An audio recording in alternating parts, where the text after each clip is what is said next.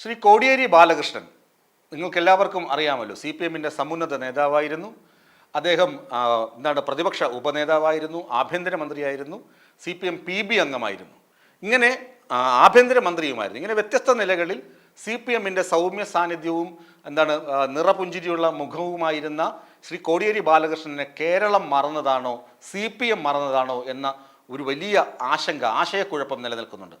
CPM, അതായത് ഇദ്ദേഹം 2022 October 1 ചെന്നൈയിൽ മരിച്ച കോടിയേരി ബാലകൃഷ്ണൻ്റെ മൃതദേഹം തിരുവനന്തപുരത്ത് AKG സെൻറ്ററിൽ പോലും പൊതുദർശനത്തിന് വയ്ക്കാതെ കണ്ണൂരിലേക്ക് വിമാനത്തിലെത്തിച്ച് അവിടെ നിന്ന് തലശ്ശേരിയിലേക്കും പിന്നീട് കോടിയേരിയുടെ വസതിയിലേക്കും പിന്നെ ശ്മശാനത്തിലേക്കും മാറ്റിയ ഒരു സ്ഥിതിവിശേഷം ഉണ്ടായിരുന്നു.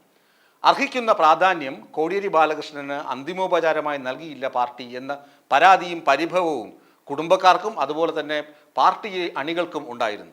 കഴിഞ്ഞ ദിവസം ശ്രീമതി വിനോദിനി, അതായത് കോടിയേരി ബാലകൃഷ്ണൻ്റെ വിധവ, ഒരു മാധ്യമത്തോട് സംസാരിക്കുമ്പോൾ വെളിപ്പെടുത്തി, ഇപ്പോഴും കോടിയേരി ബാലകൃഷ്ണൻ്റെ ഫോണിലേക്ക് നൂറുകണക്കിന് ആളുകൾ വിളിക്കുന്നുണ്ട്. നൂറുകണക്കിന് ആളുകൾ ഫോൺ അറ്റൻഡ് ചെയ്യുമ്പോൾ അവർ പറയും, പ്രിയ സഖാവിനെ ഞങ്ങൾ മറന്നിട്ടില്ല. അവരൊക്കെയും പറയും, പ്രിയ സഖാവിന് അർഹിക്കുന്ന അന്തിമോപചാരം അല്ലെങ്കിൽ ആദരാഞ്ജലി ലഭിച്ചിട്ടില്ല എന്ന പരിഭവവും അവർ പങ്കുവയ്ക്കാറുണ്ട്. ഇതൊക്കെ പുറത്തു വരുമ്പോൾ ശരിക്കും അന്ന് എന്താണ് സംഭവിച്ചത് എന്നറിയാൻ ജനങ്ങൾക്ക് ആകാംക്ഷ ഉണ്ടാകും. അന്ന് നമ്മൾ ഓരോരുത്തരും കണ്ടതാണ്. സാധാരണ CPM-ൻ്റെ മുതിർന്ന നേതാക്കളൊക്കെ മരിക്കുമ്പോൾ തിരുവനന്തപുരത്ത് ഒരു പൊതുദർശനം ഉണ്ടാകും.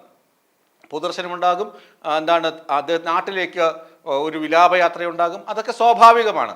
നമ്മൾ ഉമ്മൻചാണ്ടിയുടെ വിലാപയാത്രയൊക്കെ കണ്ടിരുന്നുവല്ലോ. അതുപോലെയോ അതിലധികമോ ആളുകൾ ഒരുപക്ഷെ ഇടതുമുന്നണി നേതാക്കൾക്ക് പിന്തുണയുമായി എത്തും. അതായത് അന്തിമോപചാരം അർപ്പിക്കാൻ എത്തുക പതിവാണ്. എന്നാൽ കോടിയേരി ബാലകൃഷ്ണൻ മരിച്ചപ്പോൾ അങ്ങനെ ഉണ്ടായില്ല. ആ പതിവ് തെറ്റിച്ചു. കോടിയേരി ബാലകൃഷ്ണനെ AKG സെൻറ്ററിൽ പൊതുദർശനത്തിന് വെക്കണമെന്ന് കുടുംബാംഗങ്ങൾക്ക് അഭിപ്രായമുണ്ടായിരുന്നു. എന്നാൽ അതേ ദിവസങ്ങളിൽ തന്നെ മുഖ്യമന്ത്രി പിണറായി വിജയനും കുടുംബത്തിനും വിദേശ പര്യടനത്തിന് പോകേണ്ടതുണ്ട്. അപ്പോൾ പിണറായിയുടെ വിദേശ പര്യടനം മാറ്റിവെക്കേണ്ടി വരും. ഒരുപക്ഷെ വിലാപയാത്ര നടത്തുകയാണെങ്കിൽ പിണറായി വിജയൻ്റെ വിദേശ പര്യടനം മാറ്റിവെക്കേണ്ടി വരും. അതുകൊണ്ടാണ് കോടിയേരി ബാലകൃഷ്ണൻ്റെ മൃതദേഹം നേരെ കണ്ണൂരെത്തിച്ച് അവിടെ സംസ്കരിച്ചത്. അതായത് തെക്കൻ ജില്ലകളിലുള്ള ആർക്കും തന്നെ, അല്ലെങ്കിൽ ബഹുഭൂരിപക്ഷം ആളുകൾക്കും തങ്ങളുടെ പ്രിയ നേതാവിനെ അവസാനമായി ഒരു നോക്ക് കാണുവാനോ അന്തിമോപചാരം അർപ്പിക്കുവാനോ സാധിക്കാതെ പോയി.